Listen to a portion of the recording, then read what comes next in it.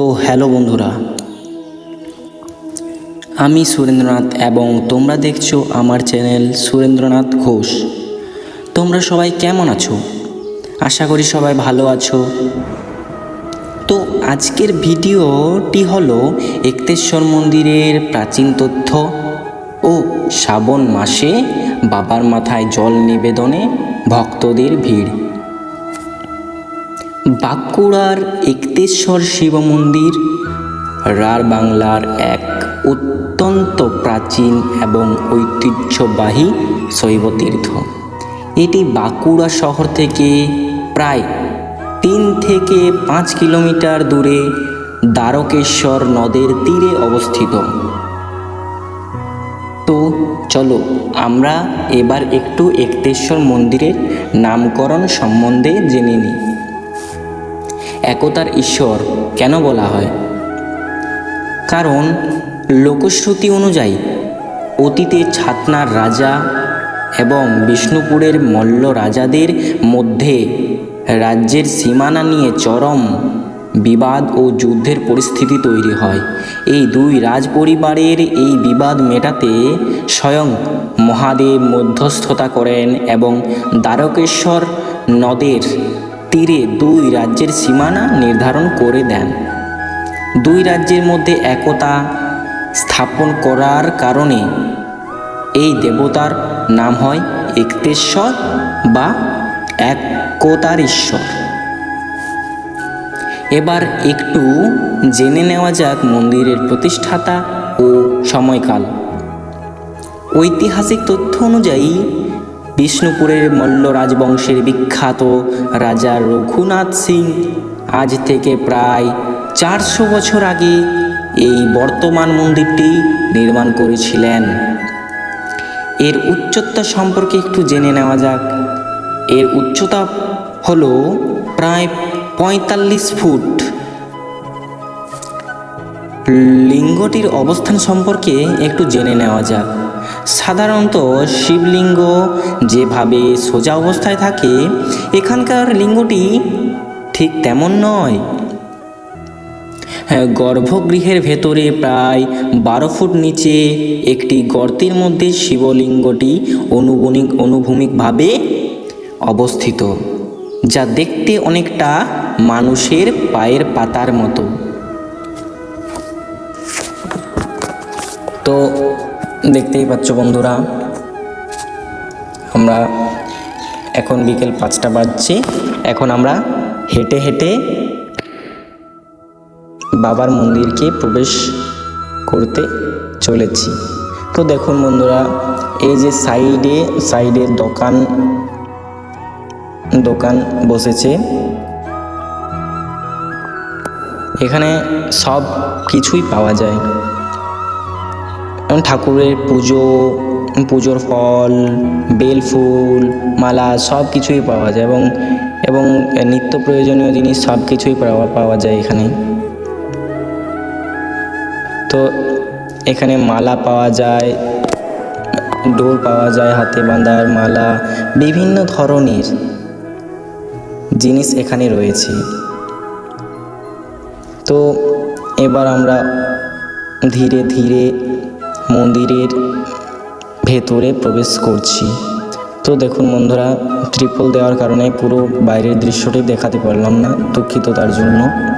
তো চলো ভেতরে প্রবেশ করি। তো এবার আমরা দেখি এখানে কিছু অফিস রয়েছে। এখানে দান নেওয়া হয়। তো যে দান করার ইচ্ছা থাকে সেখানে দান করতে পারে। তো দেখুন বন্ধুরা, এই তো সবে এলাম, এখনও তো অনেকটাই সময় আছে। তো এখনই দেখুন বন্ধুরা এত ভিড়, রাত দিকে আরও প্রচুর ভিড় হয়। তো তোমরা তো দেখতেই পাচ্ছ, বলার কিছু নেই আর। তো তোমরা অবশ্যই এই জায়গাতে একবার দর্শন করতে এসো। খুবই ভালো জায়গা, আমার তো এসে খুবই ভালো লেগেছে। আমি খুবই আনন্দিত। তো এবার আমরা মন্দিরের সামনে চলে এসেছি। এখন মন্দিরে প্রবেশ করতে দেবে না, এখন মন্দিরে সাজো কাজ চলছে। তো দেখুন বন্ধুরা, এখানে ভক্তদের জন্য প্রসাদ তৈরি হচ্ছে। তো এখানে খুব শৃঙ্খলা মেনে প্রসাদ বিতরণ করা হচ্ছে। দেখুন বন্ধুরা, এখন আমরা লাইনে দাঁড়িয়ে আছি। তো এখানে দুটো লাইন করা আছে, একটা মেয়েদের লাইন, একটা ছেলেদের লাইন। এখানে ফুচকাও পাওয়া যাচ্ছে। এই দেখুন বন্ধুরা, এবার আমরা আরতির সময় হয়ে গেছে, চলে এসেছি। জয় বাবা ইক্তেশ্বর। তো দেখুন বন্ধুরা, এখানের পুরোহিতরাও খুবই ভালো, খুবই সুন্দর ব্যবহার।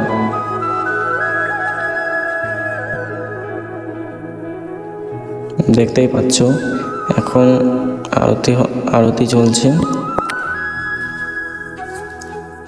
তো এখানে জলের ব্যবস্থা রয়েছে, টিউবওয়েলে খাওয়া দাওয়ার সব কিছুরই। তো এখানে চা দেওয়া হচ্ছিল, একটু আমরা চা পান করলাম। তো এখানে বুঝতে পারছো বাঙালি মানেই চা তো খেতেই হবে বস। তো এবার এখানে আরতি হচ্ছে, তো সবাই এখানে নাচ করছে। তাদের সাথে আমি একটু যোগ দিলাম।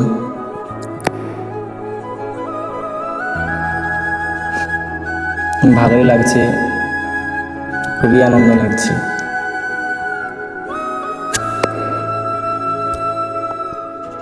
দেখুন বন্ধুরা, সবাই কত মজা করছে, আমরাও করে নিলাম।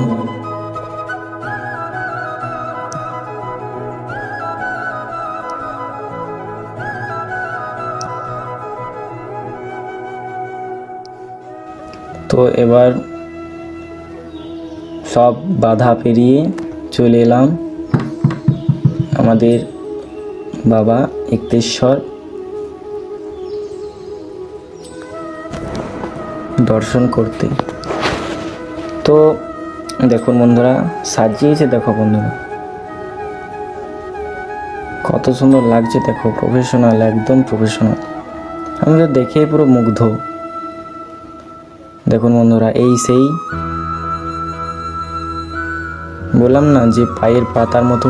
তো দেখো বন্ধুরা, আর সাইডে যেটা একটা ছোট গর্তের মতন দেখতে পাচ্ছ না, ওটাতেই পুরো দ্বারকেশ্বর নদীর যখন বাঁধ আসে না, তখন সেই বাঁধের জল প্রথমে আগে বাবা ইক্তেশ্বরের মাথায় এসে পড়ে। তো দেখো বন্ধুরা, এখানে সিদ্ধিদাতা গণেশ রয়েছে। তো এর দ্বারকেশ্বর নদীর অপোজিট সাইডে আবার একটি কালী মন্দির রয়েছে। তো এখানে আমরা চলে এলাম। তো দেখুন বন্ধুরা, এটি কোন দেবতা একটু কমেন্ট করে জানিও বন্ধুরা। তো যদি ভিডিওটি ভালো লেগে থাকে, লাইক, কমেন্ট, শেয়ার, সাবস্ক্রাইব করতে একদমই ভুলো না। তো তোমার বন্ধু বান্ধবদেরকে বেশি বেশি করে শেয়ার করো।